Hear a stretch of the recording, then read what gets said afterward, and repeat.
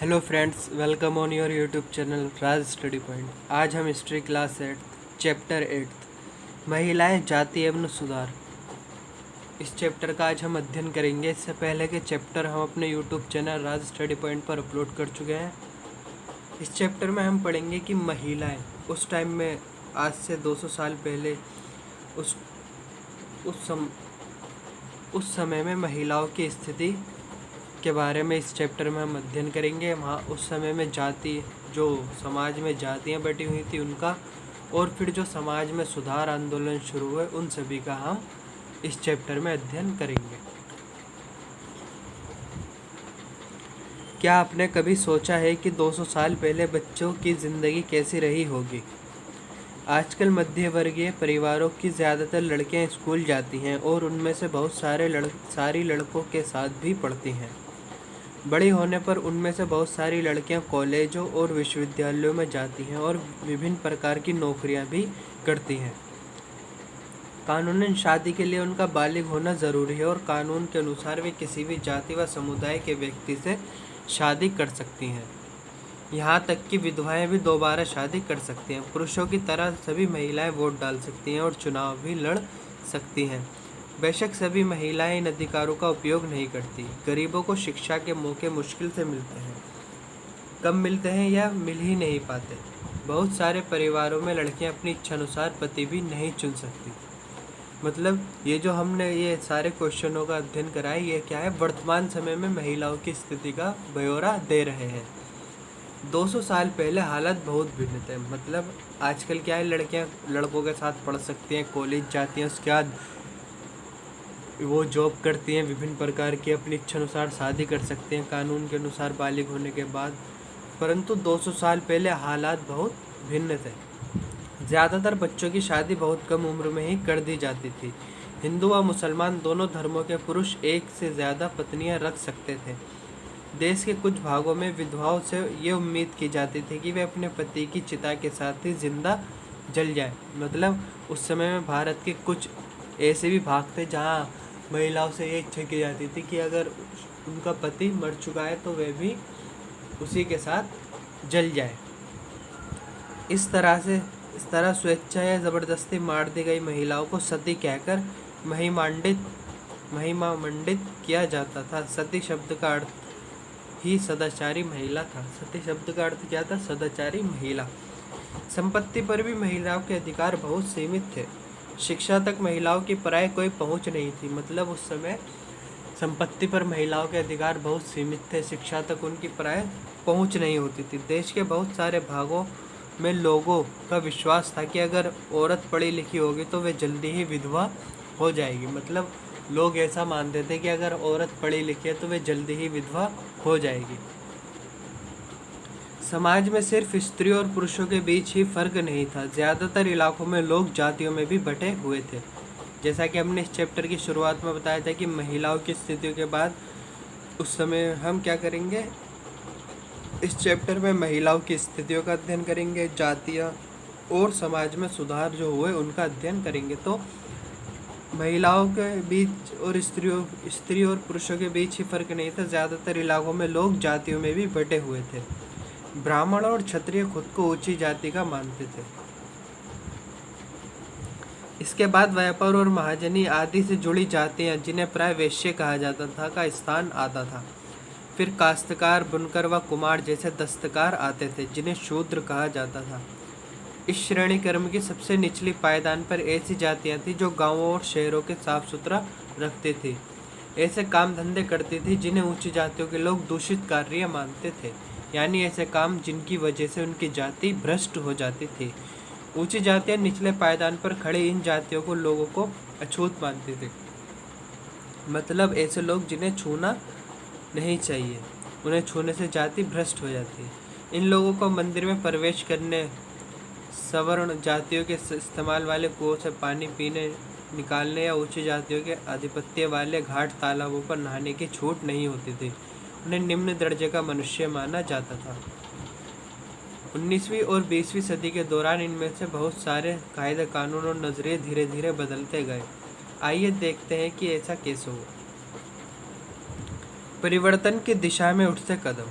19वीं सदी की शुरुआत से ही हमें सामाजिक रीति रिवाजों और मूल्य मान्यताओं में से संबंधित बहस मुबाहिसे और चर्चाओं का स्वरूप बदलता दिखाई देता है। इसकी एक अहम वजह यह थी कि संचार के नए तरीके विकसित हो रहे थे। पहली बार किताबें, अखबार, पत्रिकाएं, पर्चे और पुस्तिकाएं छप रही थी। ये चीज़ें न केवल पुराने साधनों के मुकाबले सस्ती थी, बल्कि उन पांडुलिपियों के मुकाबले ज़्यादा लोगों की पहुंच में भी थी, जिनके बारे में आपने कक्षा 7 में पढ़ चुके हैं। मतलब पांडुलिपियाँ जो पेड़ के पत्तों पर लिखी, पेड़ से कागज़ बनाकर हाथ से लिखी जाती थी, उन्हें पांडुलिपियाँ कहते थे। तो वो ज़्यादा महंगी होती थी, लेकिन अब संचार के नए साधन आने लगे जो सस्ते होते थे, इसलिए अब जो लिखा जा रहा था वो सभी की पहुंच के अंतर्गत था। लिहाजा आम लोग भी उन चीज़ों को पढ़ सकते थे। उनमें से बहुत सारे अपनी भाषाओं में लिख सकते थे और अपने विचार व्यक्त कर सकते थे। नए शहरों में तमाम तरह के सामाजिक, राजनीतिक, आर्थिक और धार्मिक मुद्दों पर पुरुषों और कभी कभी महिलाओं के बीच भी चर्चा होती रहती थी। ये चर्चाएं आम जनता के तक पहुंच सकती थी और सामाजिक परिवर्तन के आंदोलन से जुड़ी होती थी। इस तरह की बहसें अक्सर भारतीय सुधारकों और सुधार संगठनों के तरफ से ही शुरू होती थी। राजा राम मोहन राय, ये नाम बच्चों बहुत इंपॉर्टेंट है, इसे याद रखना आपको। राजा राम मोहन राय इसी तरह के एक समाज सुधारक थे। राजा राम मोहन राय कौन थे? एक समाज सुधारक थे। उन्होंने कलकत्ता में ब्रह्मो सभा के नाम से एक सुधारवादी संगठन बनाया था, जिसे बाद में ब्रह्म समाज के नाम से जाना गया। राम मोहन राय जैसे लोगों को सुधारक इसलिए कहा जाता है क्योंकि वे मानते थे कि समाज में परिवर्तन लाना और अन्यायपूर्ण तरीकों से छुटकारा पाना जरूरी है। उनका विचार था कि इस तरह के परिवर्तन लाने के लिए लोगों को इस बात के लिए प्रेरित किया जाना चाहिए कि वे पुराने व्यवहार को छोड़कर जीवन का नया ढंग अपनाने के लिए तैयार हो। राम मोहन राय देश में पश्चिमी शिक्षा का प्रसार करने और महिलाओं के लिए ज़्यादा स्वतंत्रता व समानता के पक्षधर थे। उन्होंने इस बारे में लिखा है कि किस तरह महिलाओं को जबरन घरेलू कामों से बांधकर रखा जाता था। उनकी दुनिया घर और रसोई तक ही सीमित कर दी जाती थी और उन्हें बाहर जाकर पढ़ने लिखने की इजाज़त नहीं दी जाती थी। मतलब राजा राम मोहन राय ने ये लिखा कि महिलाओं को उस समय केवल घर तक ही सीमित रखा जाता था, उन्हें पढ़ने नहीं दिया जाता था। इस चित्र में आप राजा राम मोहन राय को देख सकते हैं। विधवाओं की जिंदगी में बदलाव लाने की कोशिश। राम मोहन राय इस बात से काफ़ी दुखी थे कि विधवा औरतों को अपनी ज़िंदगी में भारी कष्टों का सामना करना पड़ता है। इसी बात को ध्यान में रखते हुए उन्होंने सती प्रथा के खिलाफ मुहिम छेड़ी थी। राम मोहन राय संस्कृत, फारसी तथा अन्य कई भारतीय भाषाओं एवं यूरोपीय भाषाओं के अच्छे ज्ञाता थे। राम मोहन राय ऐसे व्यक्ति थे जिन्हें संस्कृत, फारसी और भारत की कई और अन्य भाषाएं तथा यूरोप की भी अन्य भाषाएं उनको आती थी। उन्होंने अपने लेखन के जरिए ये सिद्ध करने का भी प्रयास किया कि प्राचीन ग्रंथों में विधवाओं को जलाने की अनुमति कहीं नहीं दी गई है। जैसा कि आपने अध्याय 7 में पढ़ा है कि 19वीं सदी के प्रारंभ तक बहुत सारे अंग्रेज अफसर भी भारतीय परंपराओं और रीति रिवाजों की आलोचना करने लगे थे। वे राम मोहन राय के विचारों को सही मानते थे क्योंकि उनकी एक विद्वान व्यक्ति के रूप में प्रतिष्ठा थी। किंतु राजा राम मोहन राय की क्या थी? उस समय एक विद्वान व्यक्ति हैं, इस रूप में उनकी प्रतिष्ठा थी। फलस्वरूप 1829 में सती प्रथा पर पाबंदी भी लगा दी गई थी। राम मोहन राय ने इस अभियान के लिए जो रणनीति अपनाई उसे बाद के सुधारकों ने भी अपनाया। जब भी वे किसी हानिकारक प्रथा को चुनौती देना चाहते थे तो अक्सर प्राचीन धार्मिक ग्रंथों से ऐसे श्लोक या वाक्य ढूंढने का प्रयास करते थे जो उनकी सोच का समर्थन करते हो। इसके बाद वे दलील देते थे कि संबंधित यानी वर्तमान रीति रिवाज प्रारंभिक परंपरा के खिलाफ है। इस प्रकार राजा राम मोहन राय अपनी बात को पुख्ता रखते थे। उदाहरण के लिए प्रसिद्ध सुधारक ईश्वर चंद्र विद्यासागर ने भी विधवा विवाह के पक्ष में प्राचीन ग्रंथों का ही हवाला दिया था। अंग्रेज सरकार ने उनका यह सुझाव मान लिया और 1856 में विधवा विवाह के पक्ष में एक कानून भी पारित कर दिया। ये आपको याद रखना है कि सती प्रथा पर कब पाबंदी लगाई गई? 1829 में, और विधवा विवाह के पक्ष में कब कानून पारित हुआ? 1856 में। जो विधवाओं के विवाह का विरोध करते थे उन्हें अक्सर विद्यासागर का भी विरोध किया और यहाँ तक कि उनका बहिष्कार कर दिया।